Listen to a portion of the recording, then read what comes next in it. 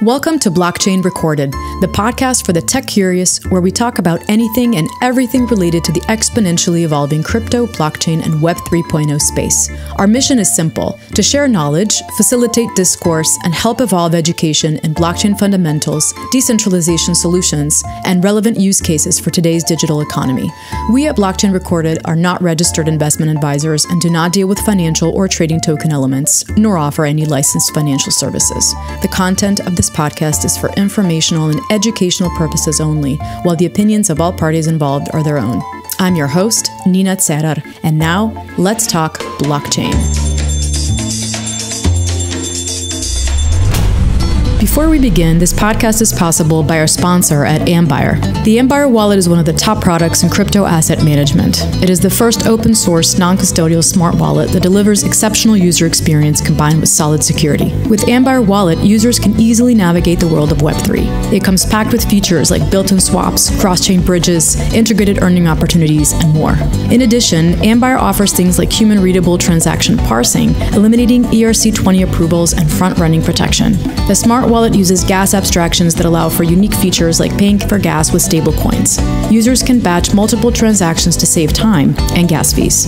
The wallet also supports NFTs and allows you to connect to any dApp via Wallet Connect. You can use it with an email and password or add hardware wallets or hot wallets as signers to upgrade your security. And the best part, Ambire speaks human. The UI is friendly and informative, ensuring you understand what you're doing and eliminating risks for mistakes. Ambire Wallet users are currently eligible for continuous wallet token rewards. To learn more and get your Ambire account today, visit www.ambire.com. That is AMBIRE.com. So today I speak with Emmanuel Daniel. Emmanuel is a global thought leader in the future of finance, an entrepreneur, and writer. He's listed as a top 10 global influencer in the Fintech Power50 list for 2021 and 2022. Emmanuel writes and talks about the future of finance, with a special focus on how blockchain, cryptocurrencies, gaming, and other technologies are fostering new and networked transactional opportunities. He just published his book called The Great Transition, The Personalization of Finance is Here, which we will touch upon and integrate in today's conversation with respect to the evolution of finance, DeFi, CBDCs, and what Emmanuel finds in his travels in terms of crypto adoption use cases. On that note, Emmanuel, welcome to Blockchain Recorded. Nina, I'm very happy to be on your program. I see that you do very good work in trying to drill down to how blockchain is being applied across the board. And very happy to share with you what I think is happening in finance. Great. Well, thank you, Emmanuel, for joining us. There's so many things to talk about and structure properly in our conversation today. But first, please tell us more about yourself and what led you to talk about the personalization of finance and Finance 5.0, which you actually talk about in your book, and then crypto, the networked world, et cetera, et cetera. So I'm the founder of something called The Asian Banker. It's a platform, it's publication, but it's also many other things. We provide consulting services to banks. I started it in 1996, so it's been about 28 years now. And over the years, I have had the privilege of going into almost any country, first in the Asia-Pacific region, and then into the Middle East, Africa. And as I was doing this, I found that I had greater access to some of the top bankers in North America, Europe, and the UK, and so on.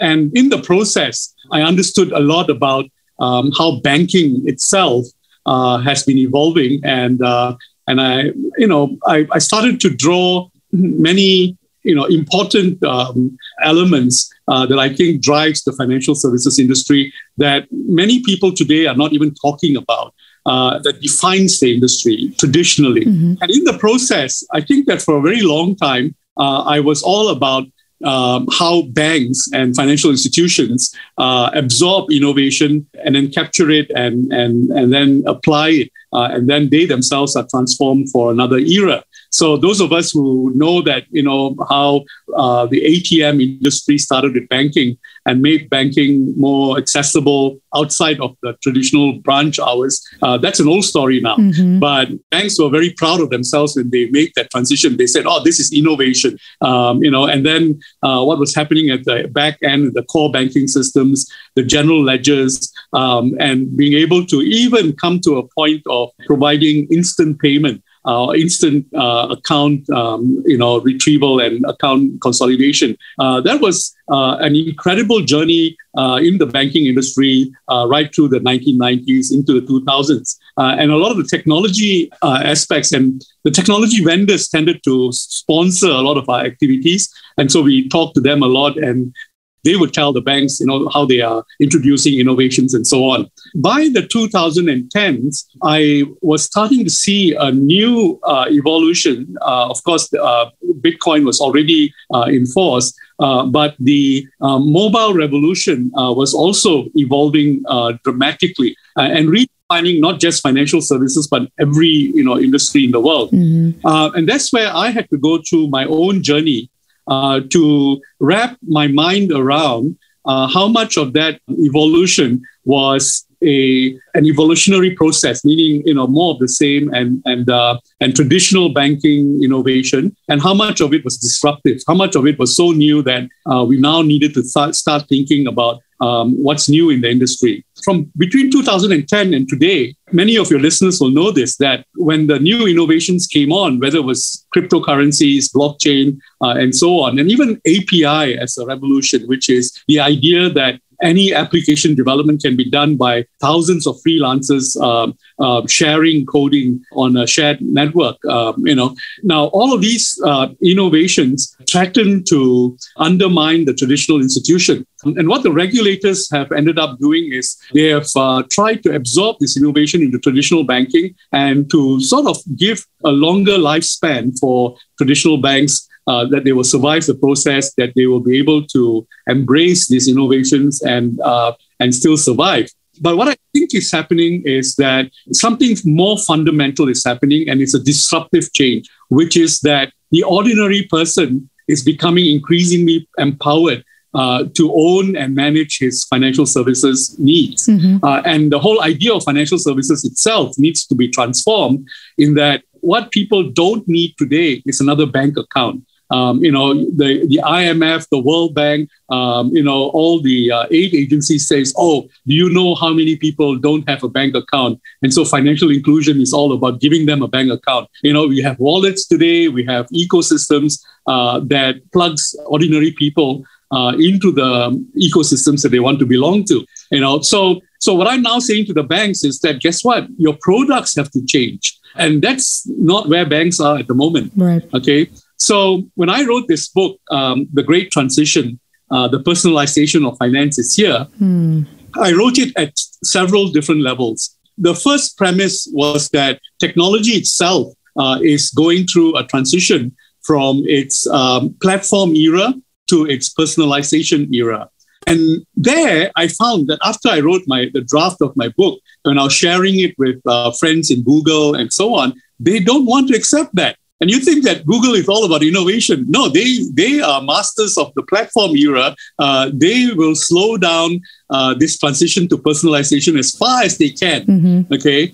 And what is personalization? It's that the individual is an owner of his own data. He decides who he wants to give it to. He decides the community that he wants to build around himself or herself. And he decides how value is captured and transmitted, and that's a long journey. It might well take the next 150 years to get there, but that journey has already started. Mm-hmm. And all the business models that succeeded in the original platform era are now starting to unravel.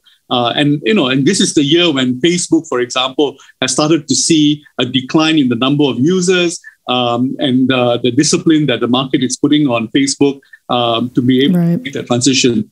So that's been my journey, and that's what brought me to where we are today. That's great. I'm glad that you alluded to a few of the points that you mentioned in your book.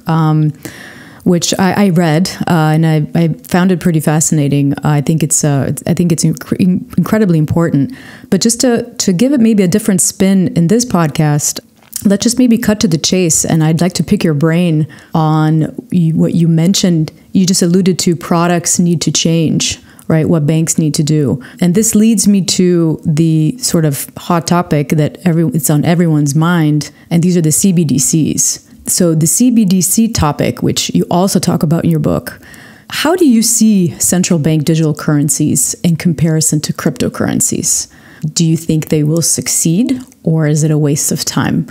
Now, I know I read your book, so I'm not going to give it away. So I'll let you take it away from here. Actually, if anyone who reads my book will not find the direct answer to that. True. But I'll give the direct answer here. The reason is that my book actually goes back to first principles. And it was a journey for myself as well, meaning that what is finance? What defines finance? Mm-hmm. So when we think about the discussion on CBDCs, something that someone who's not been in finance for any period of time will not know a few things. He will not know the nature of central banks, how they are organized, how they are motivated, how they talk to each other, and how they cling on to from one theme to another. Okay, so central banks, for example, have this concept in economics which they call inflation targeting. If you know the history of inflation targeting, it started with a small central bank in New Zealand, mm-hmm. and the New Zealand central bank governor gave himself his job title. He gave himself his KPI and said, "My KPI is to keep inflation within 2% of where it is now, up or down." And for some reason, the idea just caught on, and many central banks set this kind of target for themselves. And today, even the US central bank has this kind of idea at the back of their mind that they have the idea of inflation management is inflation targeting. Okay, and it's usually about 2% either direction. So in the same way, when the Chinese regulators thought about central bank digital currencies as a way of creating a monetary system which they had greater control over, the Western regulators or other central banks also said to themselves, look, Bitcoin and cryptocurrencies are running away right now, and capturing everybody's imagination. Guess what? We can do the same, and everyone forgot that in Uruguay, they had an experiment on CBDCs, and they declared the experiment a success, and they quietly shut it down after that, okay? And I'm actually visiting Uruguay later in December, and I'm going to ask them this question. Oh, perfect. Now, then when the Chinese were building their idea of CBDCs, they were constructing the story as they went along. Okay, in 2 years into the project, they suddenly realized that, not suddenly, but I'm sure they realized it somewhere in the process, that if the general ledger of the central bank digital currency is with the central bank, then you do not need the banks. You have a system that entirely bypasses banks, which then renders banking irrelevant. And if you render banking irrelevant, then who's going to lend money? And leverage the value of money in order to grow the economy. So then they had to recreate an artificial process to keep the banks still involved in an artificial way. The truth is they don't need to, but now they are saying that they will, disperse the money through the banking system. Then for many countries, the banking system already has, and in fact, a lot in Europe and Southeast Asia, banks are already highly digitized in their banking payments and circulation of currencies. In many instances, you don't even need a credit card. A debit card enables you to get around, everyday life. Right. You can do transfers on digital banks and so on. So then the thing is that when you put CBDCs alongside digital banks, digital accounts of fiat currencies, the difference isn't very much, So they've created this incredible number of redundancies, which the central banks haven't figured out how they're going to answer that. And then on top of that, the energy that you see in the cryptocurrency world, you take any of the cryptos, like, any of the cryptos that you find in decentralized finance, right? Polygon, which is, capitalized to $8 billion, which has about 300,000, programmers working on it. Sushi Shop, which is $2 billion. Uniswap, which is $8 billion. All of these cryptos, the sheer energy and the ability to raise funding for them to be able to build applications surpasses anything that any one central bank can do anywhere in the world. Okay. And so while central banks are trying to mimic cryptocurrencies will continue to evolve in an incredibly capitalistic way to find applications that are sustainable.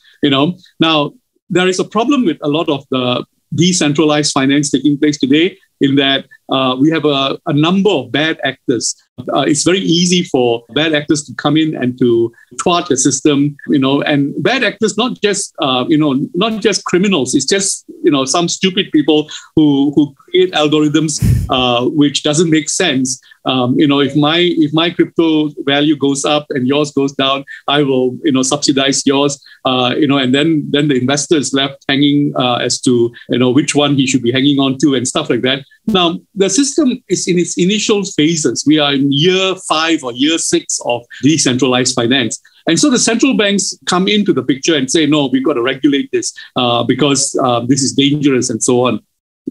This year alone, and a lot of central banks today take the view that, cryptocurrencies are dangerous. They destroy value. Right. This year, from January to about September, the US stock market crashed about $2 trillion worth of 401k accounts just in 9 months.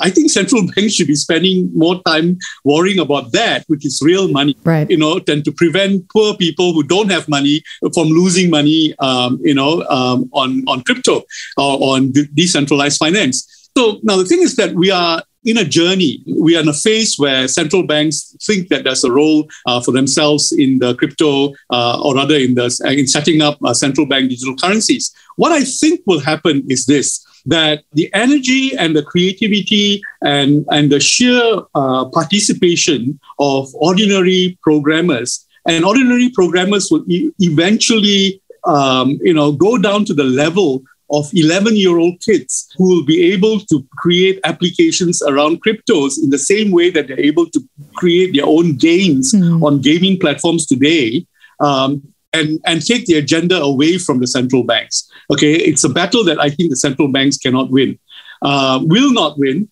Okay, but in the process, while putting in place the rules for engagement, they are serving a purpose, which is, that there's a need to create a trusted ecosystem in which money will evolve and the idea of money will evolve. And on top of everything, there are central bankers in the US and Canada, these two countries especially. Ordinary people just don't trust banks, period.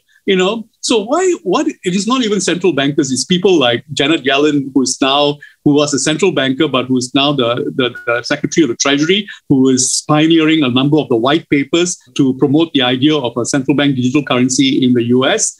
I mean, they don't have their feet to the ground. In Canada, for example, after what happened with the truckers' revolt in Ottawa, plus that the state should be given the responsibility of issuing a central bank digital currency that they can control or switch off whenever they want to. And why is it that central bankers don't see a connection between what people are thinking on the ground and the way they think is something that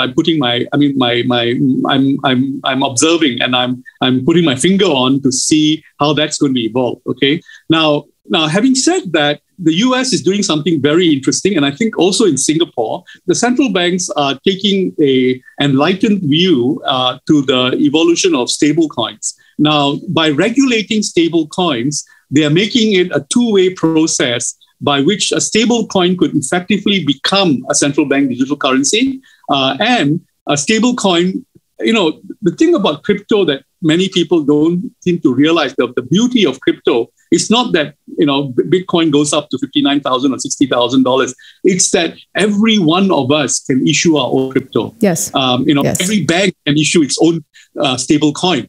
And as they bring in the regulations to regulate stablecoin as a deposit-taking business, there is no reason why a bank can't say to its customers, don't put money into your deposit account. Here, we're going to issue a stable coin, and we're going to put lots of technology around it so that you can pay anyone you want, whenever you want, and how you want, and with whatever conditions you want, and that's our stable coin. Then it becomes a competition between banks on issuing stable coins. And that kind of an ecosystem I can see it happening in the US because the regulators have already stepped in to start regulating stable coins as deposit-taking institutions. So I think that when you go back to first principles and see why central banks think the way they do, and the redundancies that they have created for themselves, which is at taxpayers' money, and the responsibility that central banks are taking on themselves, it's a lost cause. I don't see them succeeding. In fact, I'm probably the only person who's saying this anywhere in the world. And I'm observing the evolution closely to see at which point I might be wrong. Mm-hmm. Okay. And by the way, central banks have had previous projects where they have put out a dire situation to their people and made it look like we have no alternative, but we have to, invest in this. And then they've been wrong. Okay, and the Y2K, for example, was one such project where central banks around the world decided that, hey, the banking system is going to blow apart because you don't have the number there that takes you into the new millennium, right? And nothing happened basically. So they do tend to, when it comes to technology, they do tend to, run from one hype to the next, and this is how I see it. Now, I'm happy to be proven wrong, but so I see that eventually there has to be a more libertarian approach to how value is created and transmitted. Yeah, you just mentioned the hype, but for me, it's more of a distraction than anything else, right? Depends, and it's interesting. I could speak to this volumes, but I'm curious also in terms of the CBDCs. You mentioned it may fail. What about in terms of privacy in CBDCs? Cash is automatically associated with privacy being one of the main features of cash. And at the same time, so these new coming central bank digital currencies, such as the digital dollar, euro, or yuan, for example, will tighten the grip on traceability and drastically reduce the privacy aspects associated with money. Yeah. Are we trading privacy for convenience? Yeah, so these are the existentialist questions that are wrapped around finance. And actually, these are the questions that I cover in my book. I'm not just talking finance. I'm talking about how entire civilization is evolving to become more personalized. The personalization of society as a whole. And that has long-term consequences. So at an operating level, when you listen to what the Chinese PBOC, the digital renminbi team are saying, they said that below 5,000 renminbi, we will not monitor the transactions. Above 5,000, we will monitor the transactions. Now, when you hear something like that, they say, well, what it means is that you can monitor any transaction you want. So what comfort are you giving to the user that below 5,000, you wouldn't run after, or rather you would not be able to track transactions if you had a reason to track? And the responsibility that central banks are giving themselves, now this is yet another reason why the whole model has to fail, is because they're giving themselves a governance model that doesn't exist today. If you have a rogue prime minister or something, and this is not just China, any country in the world, who says that, you don't track transactions, but I want you to track this particular one because it's important. And you see the US doing this all the time. Right, all transactions are fine until we say that it's not. And during that period where the transactions to Iran were not clear because the European Union had struck an agreement with Iran on the nuclear proliferation problem that they had. The US backed out. And then there were European banks like Standard Chartered, which were still processing dollar transactions that went through the US. And the US said, oh, this is an Iran transaction. This is wrong. So the same thing is going to be able to happen in central bank digital currencies. And this time, it's not just the US that's going to be able to track the transaction. It will be any central bank for their own currencies. And it's a level of governance that no central bank in the world is ready for. And it puts the central bank at odds with their own political system, their own politicians, when central banks have spent so much time trying to become as neutral as possible, and so on. So the thing is that when it comes to privacy issues, the working route appears to be for stable coins to be manufactured by anyone and then create interconnectivity between them than for any one government agency to be responsible. Okay, now, no central bank has been able to reply this question satisfactorily. What about the privacy issue? They're actually skirting around it. So my short answer is that the practical considerations alone do not allow central banks to honor this privacy issue. You speak of community currencies in just a little shift here in your book in terms of vis-a-vis fiat currencies. This is a Kenya example. How successful that was. What are your thoughts there? What do you think in terms of the community currencies being successful? So one of the difficulties I had in writing my book was that it was a little bit of everything. Right. And actually sets the stage for conversations like this. But anyone who reads the book will say, okay, so where is he going with this? And what's interesting about community currencies is that since I wrote that small, section of a chapter, things have been moving very fast. There are lots of activities underway right now. What community currencies do and Play to Earn does is that it now gives a new way to capture value and transmit value. Okay, and that's a function of currencies. That's a function of money. And because of the evolution to digital, these problems that money always had. Does money capture value? Actually, it doesn't. A dollar is a promissory note. It's a promise to pay you $1.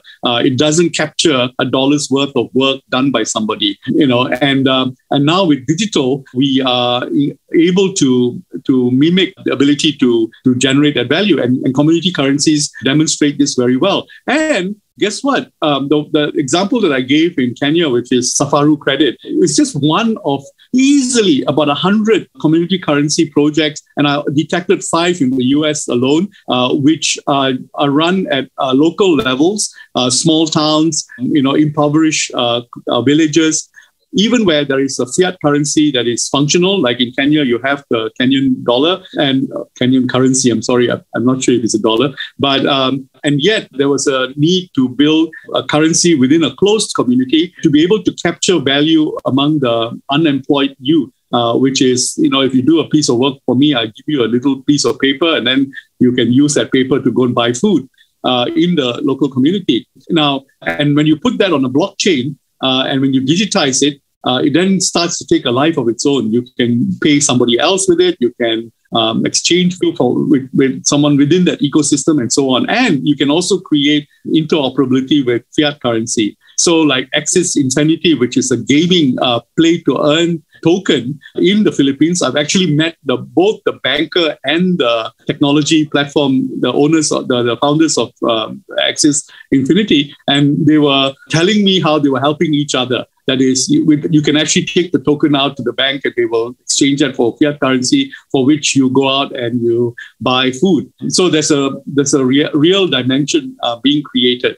Now these are very, very, at the moment, these are very, very highly localized experiments, and generally not scalable yet. But when you put technology on them, you need to see how the evolution evolves. Now, how the evolution takes place depends not so much on technology, but on how society itself, respects value. and we see this in NFTs today, which is why would anyone pay $1,000 for a painting that they've not ever seen before? And then why would people buy from each other? We are still in the experimental stage. People are saying, I'm willing to give this incredible piece of art a value, things like that. Now, so in my book, in the first 2 chapters, I'm actually trying to figure out what is the mechanism by which value will be captured. So I have a section there that I talk about how, the sun's energy is captured by chlorophyll in plants, which are then eaten by animals and then which become food. So that's one way in which value is captured and then transmitted. Mm-hmm. So do we have an equivalent of that in monetary terms? Mm-hmm. And in the middle section of the book, I then struggle with a lot with traditional banking, and you need to put them together to make sense of where it's all going. Okay, so then towards the end of the book, I then start hypothesizing that as we become increasingly digitized and as we become highly networked, we need a different ecosystem for these type of values to exist and cooperate. We don't see some of the ecosystem today because we are functioning in what I call, and I actually borrowed this term from another writer, David Ronfeld, who said that we are now in the markets ecosystem. For us, value is something that we transact by me buying something from you. So if you say that you have $10 worth, my job is to take that $10 from you, but give you $10 worth of value. And once we make the transition, there's a buyer and a seller, a winner and a loser, a profit and a loss. Mm-hmm. And then and the person who made the loss needs to go and recover the loss by the next transaction. In a network world, that kind of winner-loser model doesn't exist, where the more you share, that's when the value goes up. And that's what we see in ride-hailing, for example. When the more information there is floating around, we are able to reprice the cost of a transport based on supply and demand and the interest in generating that value. Mm-hmm. So the network world is just being created. We are operating in the markets world, and that's why we don't see why the value that's being created in the network world even makes sense today. Right. We are in a great transition, and that's why the title of the book. Yes, I wanted to ask actually because I found this fascinating. My master's was actually organizational and social psychology, so I found Ronfeld's 4 forms of organization super fascinating, and I love the fact that you included them in the book. Going from for our listeners who are not familiar. So he starts with the first form, more primitive form of tribal, and then he moves on to institutional. Right. And markets, where sort of we are in now. But could you argue that we are in somewhat already entered the network system? And we are in and we just need to. We just don't know it yet. No, it's not that. It's by making it as neat as Ronfeld does. It helps us in our conversation. So Bitcoin, for example, everything that Charlie Munger and Warren Buffett, what Warren Buffett says is true. Yeah. As long as you are dealing with cryptos as an asset class, and as a security, and in the securities universe,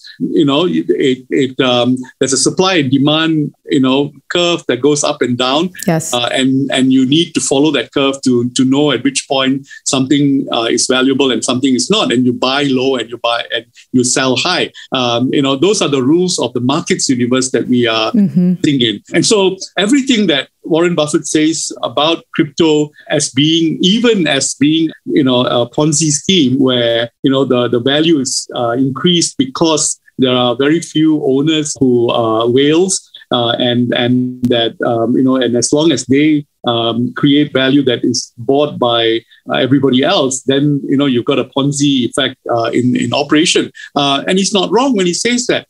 But then when you look at the utility of a crypto or a Bitcoin and look at the number of applications that are being built around it and the number of new cryptos that are being created, new tokens that are being created to be able to make it interoperable, create liquidity, create marketplaces, and so on, that's a whole different ballgame. And we haven't started seeing value being created in the networked world. Now, I even think that in the network world, the monetary value of a crypto like Bitcoin might even crash, because when it crashes, it becomes more functional. It becomes usable, and so don't be surprised that if, the successful transition that crypto makes or Bitcoin makes will actually make it so ordinary that we'll be wondering, like, what was it about Bitcoin that we were paying $60,000 in value for, Now, so when some of the analysts, say that I'm just thinking of somebody who we all know, in California, who says that, crypto has got a potential of going up to $150,000 and even $200,000. They are thinking of the value in market terms, right? That there will be institutional buyers, and that will create a demand for this for Bitcoin and so on, and then it will go up in value. And I think that that will take place as long as we are talking about markets. But once we make the transition finally, I think it will crash, and I think it will become commonplace. In the same way that we are thinking about tulips in Holland, like they are beautiful flowers, but what happened in that short period where the value did go up? Right. It was a percent value in tulips becoming a security, just like shares, and in the early days of the share markets in Europe. Sure. Well, speaking of, let's take a dive sort of in the DeFi aspect and the role of crypto exchanges. Do you think that they are changing, and how so, if they are? It seems to me that individuals are increasingly being incentivized to store their own cryptos and manage their own cryptos, and to be able to buy and sell with other individuals in a peer-to-peer platform, peer-to-peer, even in fact using peer-to-peer tokens to be able to interact with each other. So I think that the whole concept of a marketplace is being fundamentally transformed. And I say this even as there are any number of players who want to set up their own markets, in France, in parts of Europe. It's not just the Coinbases of the world. It's there are easily 100 marketplaces, and I think that marketplaces will continue to evolve, but the players will find it increasingly difficult to be profitable, and I mean, they will be necessary, but the business model of a marketplace is being eroded by two things. One is that it's becoming highly commoditized, and second is that it's becoming easily possible for individuals to transact or have greater control over their transactions at the peer-to-peer level. Now, where is that going? Not clear yet. Because even the custodian model is evolving, and banks are saying, in fact, in Singapore right now, last week, there was a announcement of they call it a purpose-bound money, and there's one Singapore dollar stable coin that is being used to build a lot of applications on it. It's called XGD. And it seems that the institutions like JP Morgan and DBS Bank in Singapore are willing to trust tokens like Uniswap to provide the authenticity of the transaction without having an intermediary in the process. So these are traditional financial institutions that are increasingly willing to use permissionless platforms to organize a transaction. Now, the details of it is still in pilot stage, but the fact that financial institutions are willing to take on permissionless platforms or rather use from permissionless platforms is an incredible breakthrough at the moment. And part of the reason they are willing to use platforms like Polygon and Uniswap is because I think that they can't keep up with the changes taking place in the crypto universe. And in fact, a lot of the institutional players in blockchain are just racing after the innovations taking place. And so now they're saying, you know what, let's just ride the wave rather than try to capture it and make us the traditional institutions the intermediaries. Yeah, if you can't fight it, join it, right? Join forces. What do you, I mean, you did sort of allude to this already, but what should banks do, really? I mean, do you think that, ride the wave, what does that really mean? I mean, should they issue their own cryptocurrencies? So I have a whole chapter called, I have a whole chapter in my book, which I say reimagining the product, right? Mm-hmm. And I just touch on three products: mapping, dump the deposit account, revolutionize credit, and rewriting the peer-to-peer playbook. What should traditional institutions do? They should not be in love with the products that have defined them all through time. And then they say, we don't have an alternative. And then I tell them the story of Kodak. Yeah. Kodak invented digital film in the mid-1990s, 95 or so. And yet it was the one institution that did not make the transition to digital. Instead, it took great pride in the 35mm film, the physical film. Right. It kept selling right into the 2000s. And by the time, and in the early 2000s, it was Sony camera. And then 2007 was, the iPhone, which then put the camera on a phone. And yet, Kodak continued to be, committed to its physical film and then went into bankruptcy in 2010. So when I ask bankers, what is the product that you love the most? They will say deposits. Yeah, the deposit accounts, right. All the digital banks in the world, they are built on the proposition, or their self-validation is that they're able to onboard depositors like you wouldn't believe. If a bank does 20,000 new depositors a month in its traditional branch delivery, a digital bank can do 100,000 entirely on digital. So it's commoditized the ability to raise deposits. And yet, when you think of it, banks pay nothing for deposits, but then trade the deposits on their trading book and then make lots of money and profitability out of that. So the common man gets nothing by putting a deposit into a bank account. But in ecosystems, in countries where platforms have figured out how to generate ecosystems, like especially in China, you will see that a lot of people have as much money on their Alipay or their WeChat account than as they do in their bank account, because they can use it immediately. They can use it for their daily lives, from everything from the time they wake up to go to restaurant to get a taxi and so on. So the utility of the deposit account has already moved towards utilization in a network and universe. I'm telling banks that you shouldn't be in love with your deposit account. It should be something else. Now, the utility of a deposit account, as I said earlier, seems to be created on cryptocurrencies, on stablecoins. So I don't see why eventually, when the regulations are in place, that every bank should issue its own stablecoin. And compete on the utility or the utilization and the cross-utilization of stable coins. Now, the other area that I thought will evolve is peer-to-peer products. So, and here I'm not talking banks. I'm talking about the players who thought that they were disruptors to banks. Okay. So we've had one round of the peer-to-peer players coming on stream and saying, you know what, you don't need a bank.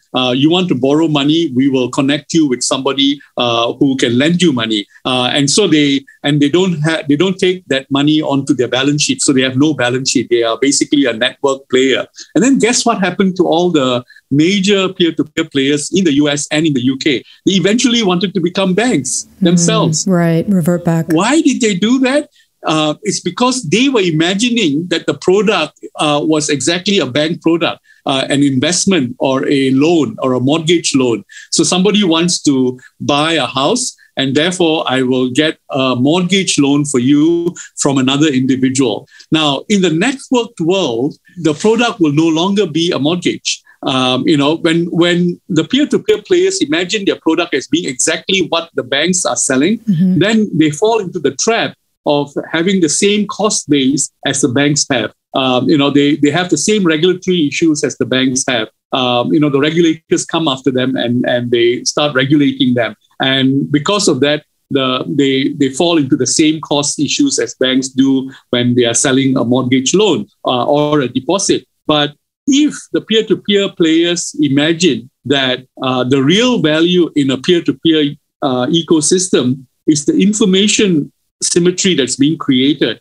and from there, the borrower or the lender reimagines the product. Mm-hmm. So you borrow from 12 people instead of 2 people, and you have different payout periods depending on which point in your own life cycle you are in.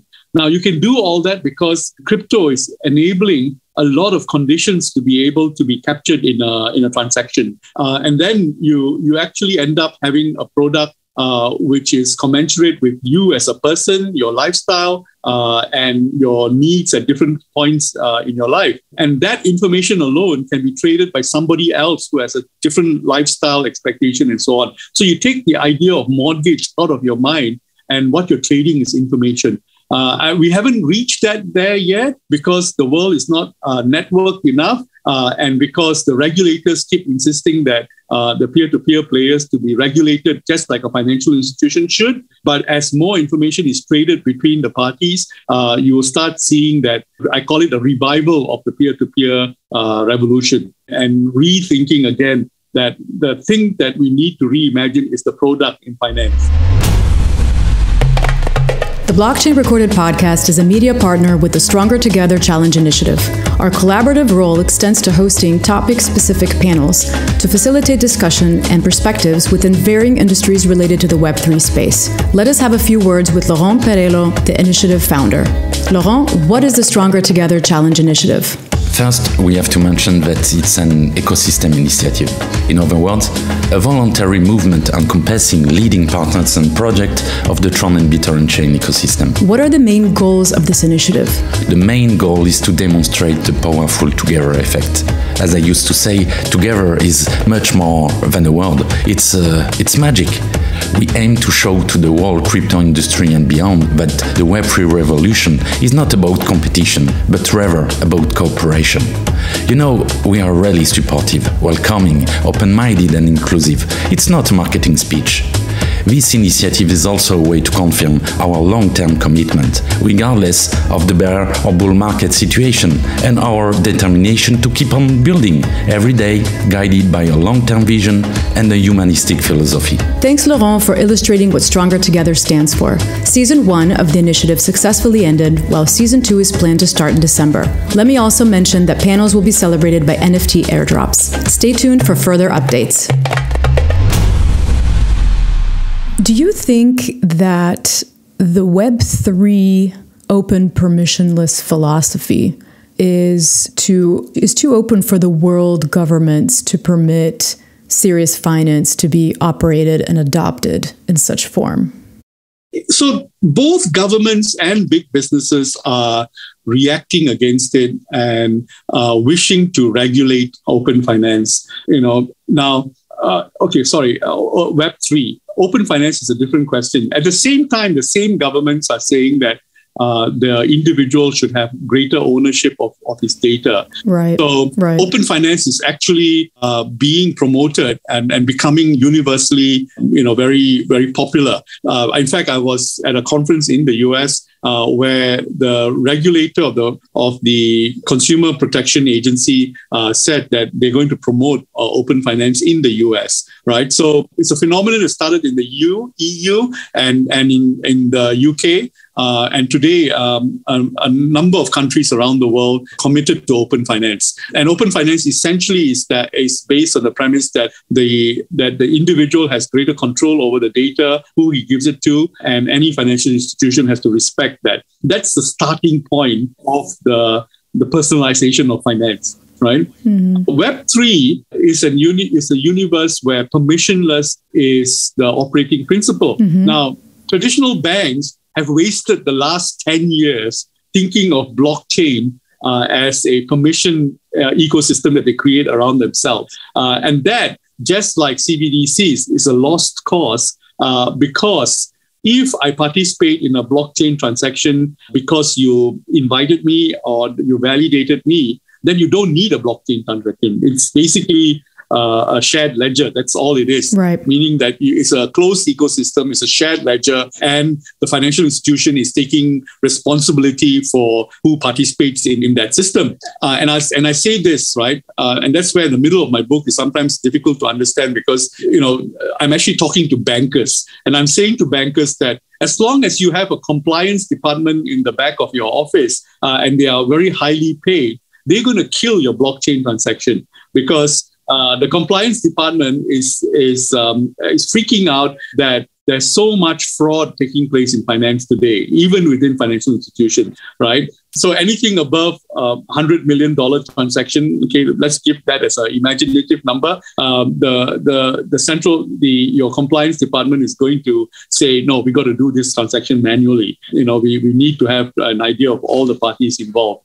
So all the models built by financial institutions today on blockchain have a redundancy built in there, which is unnecessary because that's not the intention of blockchain. Blockchain is intended to be permissionless. Right. The Patio platform that is jointly owned, I think, by JP Morgan and DBS Bank in Singapore is interesting because they're the first that has said that they are willing to use permissionless platform for transactions. So it's still early days. And I'll say this, that the traditional institution, whether it's a financial institution, a regulator, or a big business, and I mean Amazon, Facebook, any of these who are trying to create a payment system platform, are not willing to give in to permissionless willingly. But where there has been some small,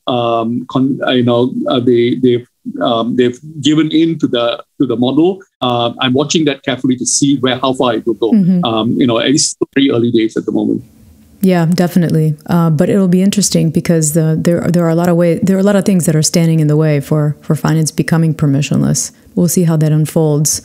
So let's take a little turn to maybe actually touch upon some use cases that are happening in countries. And you travel quite a bit. So El Salvador Bitcoin Initiative. What are your thoughts on the progress of El Salvador's Bitcoin Initiative and its realization?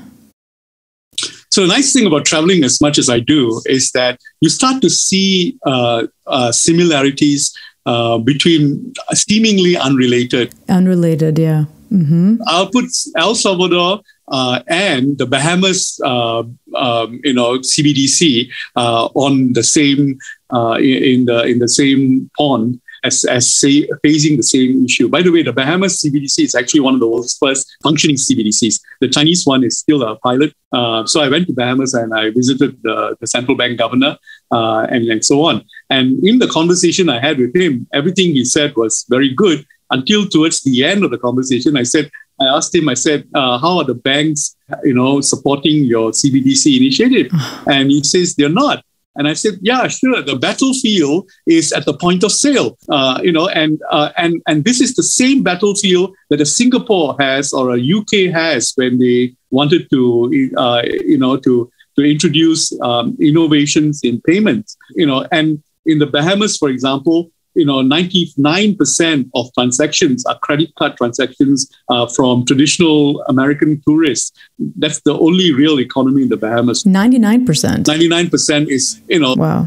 Swiping their credit card, which then gets captured in the banking system. Mm-hmm. About the 1% of the Bahamans who are poor, who are outside the system, who need a currency that they can function. And here's where, and then you go around the world. Okay, you take why you see photographs of street urchins in China have got QR codes for you to give them money using WeChat Pay. Then you realize that the poor people are not asking for a digital payment platform that's unique to themselves. They're asking for digital access to the same ecosystem as anybody else is. Right. Okay, right. So don't use this phrase financial inclusion callously, because I see it being used. Oh, we're going to do this for financial inclusion. No, you're not going to alternative system for poor people. So now coming back to El Salvador, the utilization of Bitcoin, although Bitcoin is now official currency in El Salvador, is less than 2%.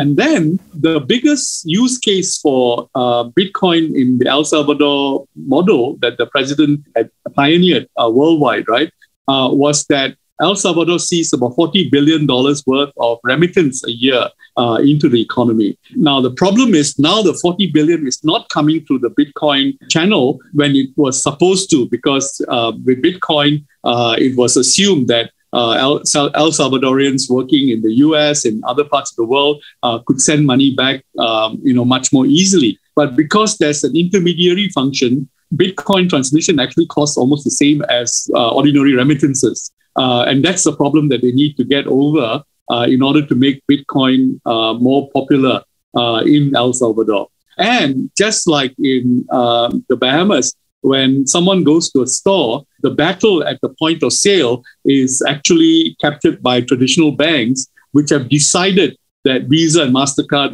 that the processing company will get part of the fees. And when you bring in an innovation, whether it's Bitcoin or CBDCs, you need to say, how are you going to reconfigure the battlefield at the point of sale?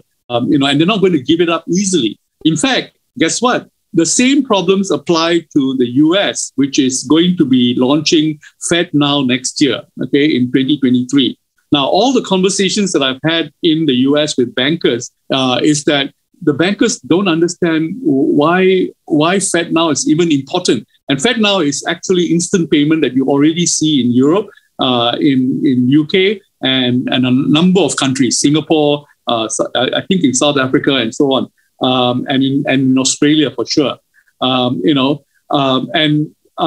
think that when a central bank regulator mandates instant pay, which is a mobile device being able to make instant payment between banks, that such a revolution should be common sense, that it will wipe the US. It will be very successful in the US. But the bankers are holding out as far as they can. They're slowing down the process. And actually, banks around the world do not like to see instant pay because it affects their float. And they try to slow it down as far as possible. So you see CBDC, cryptocurrencies, instant payment, they all have the same problem. They all get killed at the point of sale until a new ecosystem evolves. And in the case of the US, payments is a multi-layer industry. A number of players make money. The ACHs make money. The card associations make money. The banks issuing and accepting make money, and so on. So to dismantle that system, a central bank or anyone trying to recreate a new system has to figure out what the trade-off is, and how the new players can become successful. And crypto doesn't necessarily mean there's no intermediary. And I think that the crypto people need to understand that very clearly. So just quickly to El Salvador. So you said that the adoption rate for Bitcoin is 2%? Yeah. Only 2% of the whole of the entire payment transactions are in Bitcoin at the moment. Wow, or less than 2%. I'm not sure how familiar you are in terms of the use cases, but if someone should use Bitcoin for everyday use, how do they actually handle potential high fees? Are you familiar with that at all in terms of El Salvador? Do they use a Lightning network, or how do they handle the transaction fees? So none of them created in El Salvador, and they're being created right now. Okay. So the gas fees, the usage fees, you need to have players rushing into El Salvador to create these fee amelioration type of platforms where it becomes almost cash to be able to transact in El Salvador. So that's actually what I'm saying. You're saying exactly what I said in a different way, which is the battle is at the point of sale. And the fee part needs to be resolved. Now, I know payment processing companies like AAA in Singapore, which is talking to countries like El Salvador and merchants in El Salvador and in other countries trying to resolve this problem at the moment. So that has to happen. That the fee for transaction has to be minimized. And the second is that, of course, the timing problem has been resolved already. That's the Lightning wallets that are taking care of that. So in El Salvador, the platforms supporting ubiquitous payments has to be resolved. Now, what I thought I learned in El Salvador is also very interesting in that the people who are true believers in Bitcoin, I asked them, I said, aren't you worried about the fluctuations in Bitcoin? And they said that as long as your assets and your liability side of your everyday life in Bitcoin, you are safe. So the more bills that you got to pay in Bitcoin, the more you're willing to take on Bitcoin. And in this village in El Zonte, you can pay rent in Bitcoin. So, oh wow, okay, so and rent is like a big chunk of your liabilities. So, so the more liabilities that you have that require Bitcoin, the more willing you are to accept Bitcoin as payment for things that you do. So this is just that both sides of the equation has to level off, and be in the money in the currency that you are trading on. So when I saw that, I said, you know what, it is possible that despite the spikes in Bitcoin trading and valuation and so on, that you can have stable ecosystems where everything is in Bitcoin. It's just that it needs to get there. I was just going to ask you, do you think that actually, we're speaking concretely about El Salvador, do you actually think that their BTC or Bitcoin adoption as a legal framework can succeed to replace the old traditional fiat framework and remove monetary control from the hands of the few? Or will both coexist in the Finance 5.0 phase, as you mentioned in the book? Do you think that that's possible? I think that a stablecoin model would have worked better for El Salvador, but already taken the first step towards Bitcoin adoption. It should go all the way. All the way means that it has to abolish or rather find technology that helps to reduce fees to nothing. And it has to make a decision as to the fiat banking system that it has. Now, El Salvador has a complexity of problems. If you take a country like Kenya, where you have... I think it's the Kenyan shilling, by the way. Kenyan shilling, that's right. Yeah. But my point was the other one, which is M-Pesa. The interesting thing about M-Pesa as a payment platform is that it works fantastically in a country like Kenya, where very few people have bank account. Almost nobody has a bank account. So their phone becomes their bank account and done deal. And the mobile phone network is owned by the telco, which then needs to set up a deposit-taking company, which is then regulated, right? So it works perfectly in a country like Kenya. When you take M-Pesa to Nigeria, it doesn't work very well. And then when you take it to South Africa, it doesn't work at all because most South Africans have got a bank account. And you are definitely not taking M-Pesa to the US, where everybody has a bank account, swears by it, write checks every day, and just don't understand why they need to carry money on a mobile device, right? So the thing is that the maturity levels of the different economies creates realities where you can enter an emerging technology and it takes off in a country where the banking infrastructure is not fully built up yet. Now, the thing about El Salvador is that it's got a banking system that is probably 20 to 30% of the total, population's, financial need. So it's not 10% like Kenya or 5%, and it's not 60% like Nigeria or 80% like South Africa. So it's between a devil and a rock and a hard place in that it has to decide that if it wants to give up the traditional banking network, then it can go crypto all the way.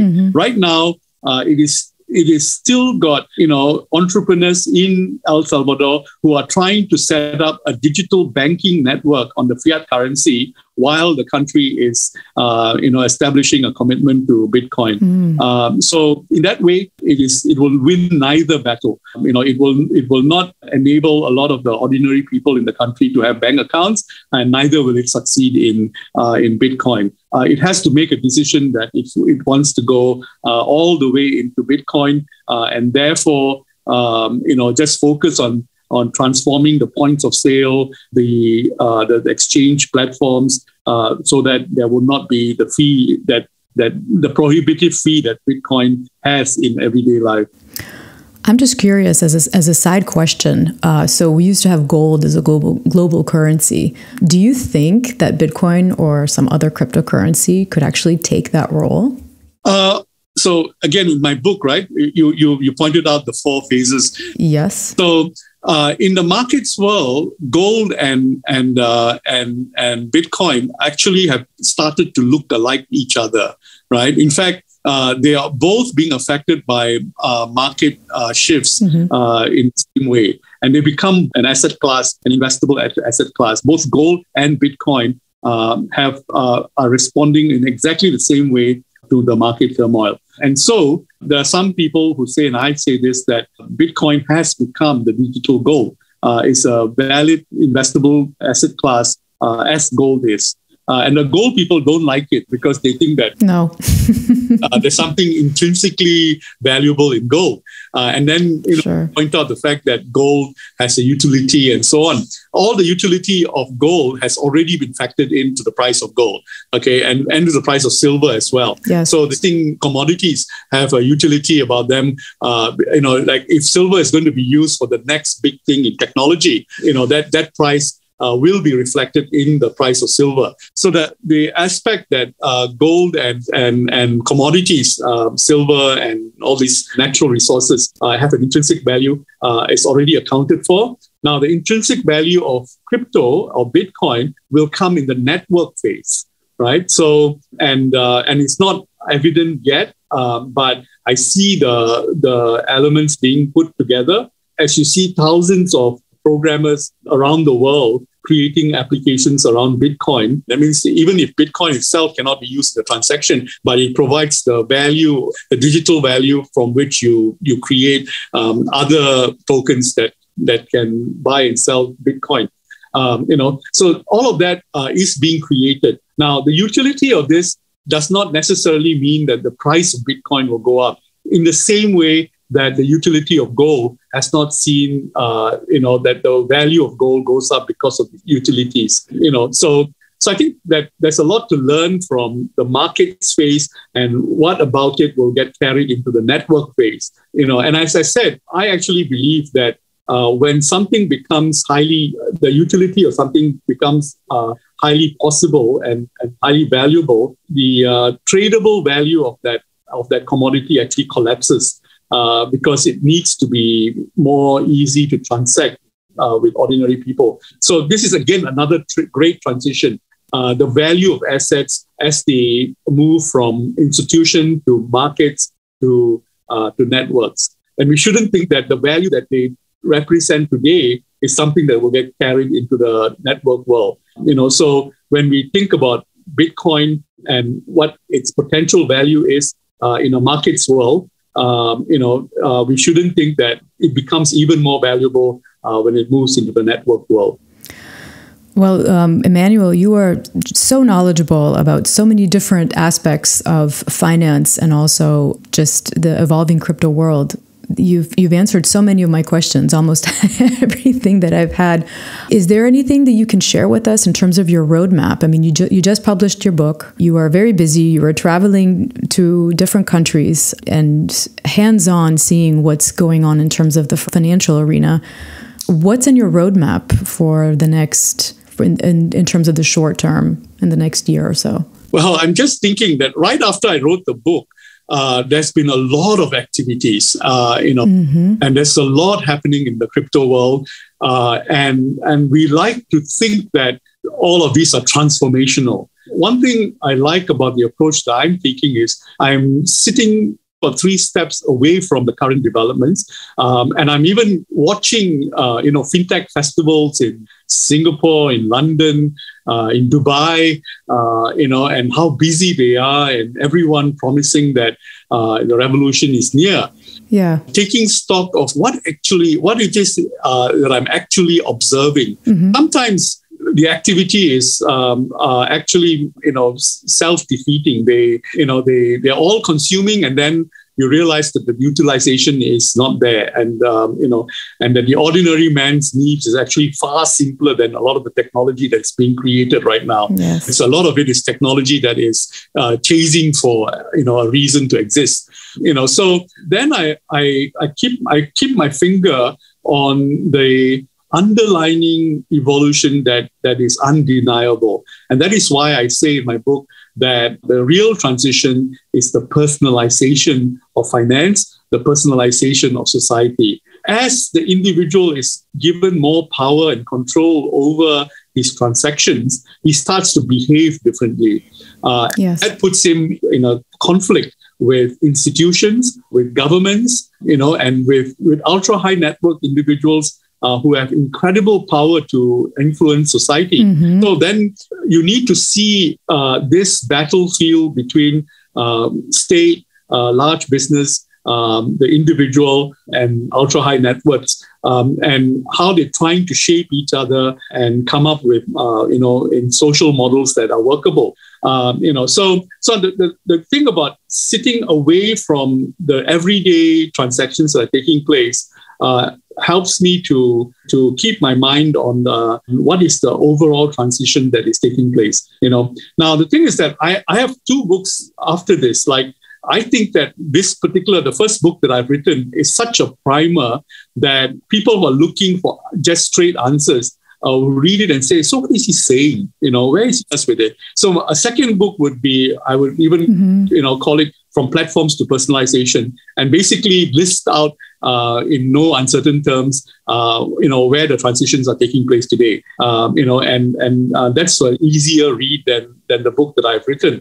And another book that I have in mind is I call it The Winning Civilization. It's about countries and people. And I think that all of us like to think, when will my society, be a winning society, just like China has been in the last 30 years, or, how civilization itself, transitioned from the British to the Americans, after World War II and so on. I think that they're all interrelated with each other. Some of it has to do with the technologies that will take us, to the next phase. But a lot of it will be how, politicians and societies embrace the transformations that are needed. I think that all societies are evolving towards a level of personalization never seen before, meaning that the empowerment of the individual. And this is a transition that has been taking place for the last 500 years at least, and technology is making that even more possible. Now, so that will mean that we need to start thinking about how we're going to be governed as societies, and how much value we need to provide or put on societies that respect the individual. And what does that mean? Because when you respect the individual and empower the individual increasingly, the potential for narcissism increases. In fact, that's the very last chapter of my book. I say that personalization doesn't necessarily mean that it's a better society. It actually empowers the individual to a point of being unable to hold a society together. So we need to start thinking about governance models going forward. And we already see this, that, and whenever we see something that's happening in the US today, where individualism has already entered the face of narcissism, we'll realize that that level of narcissism will affect all societies. We'll start looking the same as a lot of the upheaval that we see taking place in the US today. Well, I couldn't agree with you more. And in terms of the governance models, yeah, I mean, we actually we didn't even get to maybe the conversation of DAOs, but perhaps we can actually save that for a later time, or next time when you come back with another book, with the book that you just mentioned. Emmanuel, this has been really insightful. in terms of wrapping this up, are there any final thoughts that you'd like to leave us with? Or maybe is there a question that I did not ask that you would like to answer yourself or have me ask? Oh, no, not at all, Nina. Thank you very much for allowing me the freedom to state my case. Absolutely. I think that by staying away from quick catch phrases, we go back to the underlining themes. And I think we've covered the ground quite well. And as you say, there's another conversation with DAOs, right? And with DAOs, they are early days still. Yes. And if you're able to capture an association or a contract on a DAO and a way of working with each other, how does that hold society or a community together? And as you said, that's another conversation. It's an interesting conversation to be had. And those communities are being created right now. Yes. Something that I said in my book was that banks or the banking industry totally misunderstood the API revolution. And APIs are predecessors to the DAO, which is the ability of freelancers around the world to contribute to a development of something. So I think the financial institutions have misunderstood a couple of the evolutions that are taking place, and therefore they are not going to be native to the DAOs when they eventually evolve. So then the question is, how do you ride the wave and learn as the new ecosystem of association evolves? Well, thank you, Emmanuel, for this extremely educational and insightful information that you've provided to our audience. It was truly an honor to speak with you. I personally found your book insightful, even though you say that it's hard to understand in different parts. Maybe that was the feedback that you got. Sure, it's technical with a lot of data points, but I think it's really good to understand the evolution of what you call actually the historical evolution of finance. And I really enjoy the theories that you put forth. I'd actually like to borrow 2 quotes from your book that really resonated with me. And I think I might have heard this on a separate podcast, so I don't want to be a copycat, but I found the quote, "Innovation starts with people and not technology," really important. And the second one that you alluded to with the problem of narcissism was that perception has a price and it's not cheap. That's a rabbit hole in itself. Yeah. Yeah, thank you for picking that up. Yes, you're right. The value of perception. Oh my goodness, that's yeah. Because again, we talked about the price of gold and Bitcoin. Yes, everybody thinks that we are valuing assets on some fundamental, and we've now already entered a universe where we are valuing assets on perception. Yes, you hit something on that one. Yeah. Yeah. And with social media as being the medium and et cetera. So food for thought for our audience, and I'll leave it at that. Emmanuel, what is the best place for anyone to follow your work, to check out your book, and maybe you can share some contact information or where to follow you? Yeah, the reason I'm critical of my own book is because after having written it, I then have a ton of ideas. And I hope that anyone who reads the book will also have this kind of a feel, which is that, oh my goodness, it just triggered another 3 ideas in my own mind.